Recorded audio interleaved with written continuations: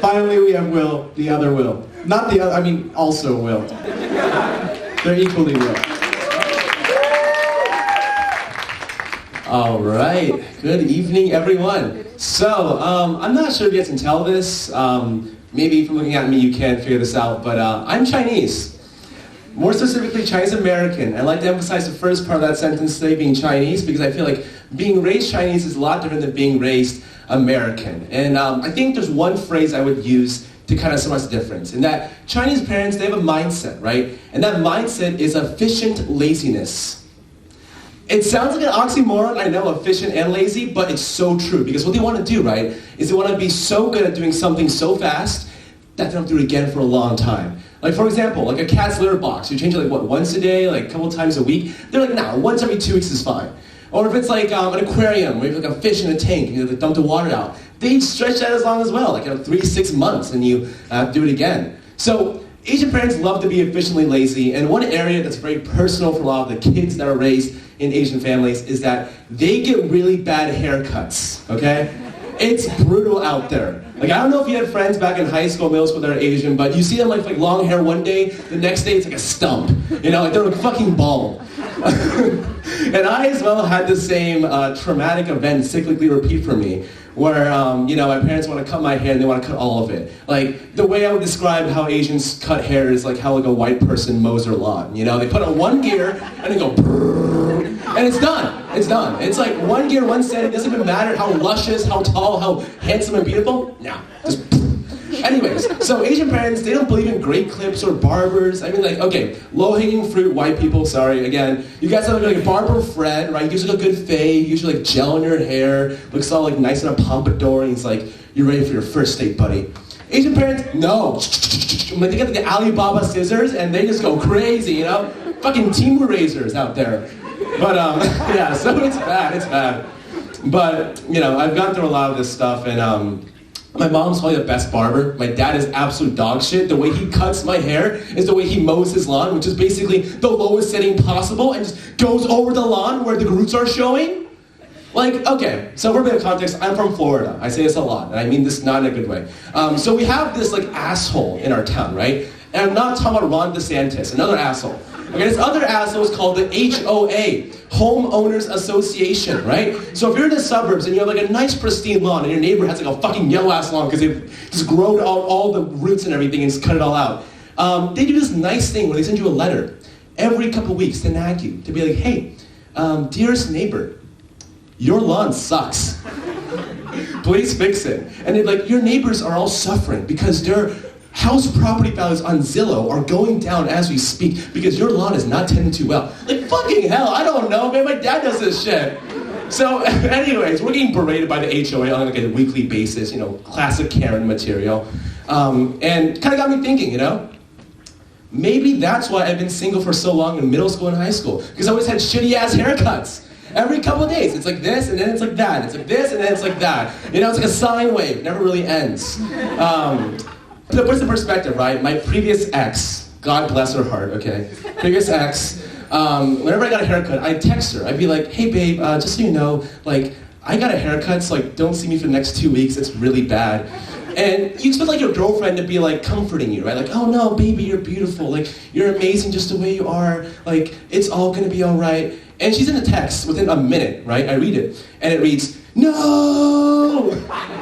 Like, that's like rock bottom, guys. Like, I don't know how worse it can get. You know, to the point where your loved ones don't even love you anymore. Like, what else do you have left, right? And so I go to my mom, like, Mom, please, don't cut my hair this long. I have school photos the next day. Like, you know, just 2 inches is all I need off. Like, just 2, not like 5. And she's like, no, 3 inches. I'm like, no, fine, 2.5. Can we meet in the middle? And she's like, okay, fine, 2.5.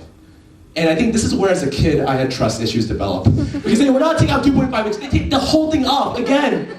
So I look like fucking like a Megamind / Caillou mix on my head. You see how big my head is? Like, it's terrible. I cannot be bald. And I'm like, Mom, do you want grandchildren? Like, holy shit. No one in my family is bald. Not my grandfather is bald, and I look bald right now. So there you go. That's part of the reason. Second thing, right? Asian parents, on top of being efficiently lazy, they tend to be frugal. Like first generation immigrant parents are usually frugal because they're usually not like the richest, they don't come from the money. They come fresh off the boat. So my parents, being in the frugal side, they love to visit the Dollar Tree.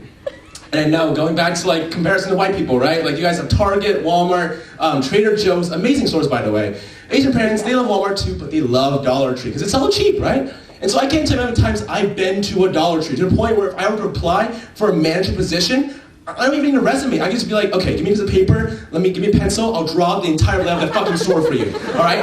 Like, right now, let's go, okay? Left aisle, you have all the cooking utensils. You have like the detergent in the back and the paper towels. You go to the right, you have like the plasticware, the glassware. You go more to the right, hard candies, soft candies, chocolates. You go more to the right, you got toys, and then finally, party supplies. I have the whole entire thing mapped out. And those fucking $1 balloons, like on like the side where it's like you pick like a smiley face balloon or like a star balloon, it's over there. So I pretty much have this all mapped out. My parents, they love Dollar Tree. A part of it too is that I think this is probably the most Chinese thing too, is that they love the knockoff brands that Dollar Tree has.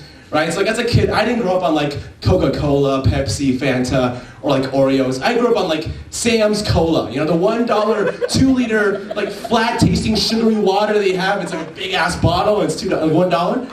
That's what I grew up on. And then instead of Oreos, I had the cream-filled cookies, which you don't know what they look like. They're like fucking sawdust yellow squares. There's like mysterious yellow fluid and another sawdusty square. It's a sandwich of sadness, It's really not great. But also when it comes to driving, right? You gotta get gas for your car. Asian parents, they love to do this where basically when they drive on the road, they look at all the gas station signs, like the gallons, the price for the day, and they say it out loud. Like, 256, 321, 255. Like they're fucking watching the stock market, Their prices going up and down and up and down. And they're like, this one's good, go back to this one. You gotta get gas here. It's just how they work, To where I even just do my road trip, my friends. Okay, I'm like, this gas station, 256, Buc-ee's, let's go here. And they're like, bro, we have a full tank. Like, shut up. Doesn't matter. My dad did this thing too as a kid, and I'll never forget this. So for a bit of background, my dad works in the medical profession, all right? He's not exactly a doctor, but he works adjacent to doctors. And so he goes home every day, has like his patient files. They're one-sided printed with like their documentation, billing records. He fills them out, scans them, sends them, does his job, right? But at the time, we were too broke to buy copy paper for the printer, so he would take the form, flip it, put it in the printer, and then when we print out, it would just be a blank sheet with ink on it.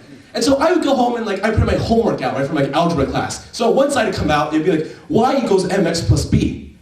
I'd flip it, George Miller, 56, history of colorectal cancer and diabetes. And I'm like, what the fuck? And of course, I'm pre-med, so maybe that's the influence from the childhood days. But point being is that that's probably HIPAA violation, right? Like, that's not good. Although my dad's retired now, so technically they can't get him anymore.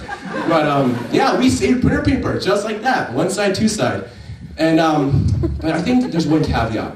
Asian parents, their switch for frugality turns off at this magical place that a lot of cities have. It's called Costco, all right? Have you ever been to a Costco? It's crazy. It's an ironic model for business because you have to pay to get in the door. Like Walmart, Target, they don't care if you buy a shit. You go in, you go out, like you can be empty-handed, they don't care. But Costco, you have to pay $50 for a membership, and then you have to buy stuff there, which is also not cheap. It's like $30 for like a big soy sauce can, $20 for a big bag of rice, like $50 for like tissue paper. It's like, it's not a great deal, right? But Asian girl math says it is. All right, Asian girl math is, okay, we take the price, divide by the denominator, and per pound, per ounce, per item, it's hella worth it. So we buy that shit. And they don't know the price, it's insane. They love it, they go back every single week. It's like the middle income trap for Asians, For Americans, it's like, oh, you work a 9-to-5 job in a cubicle, dead-end job, your wife hates you, your children hate you. Asians, it's like, you make some money, you spend it in Costco. It's crazy. It's like this frugality switch just turns all the way off. And to really show my dedication, right? To the point where I now, personally, have my parents' influence stuck on me to where I am an executive member of Costco, my own little photo.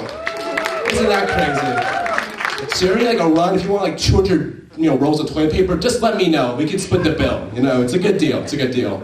But anyways, 2 takeaways, I guess, for today. Asian parents are efficiently lazy and they're frugal. But most of all, they're fun. Thanks so much. Have a good night.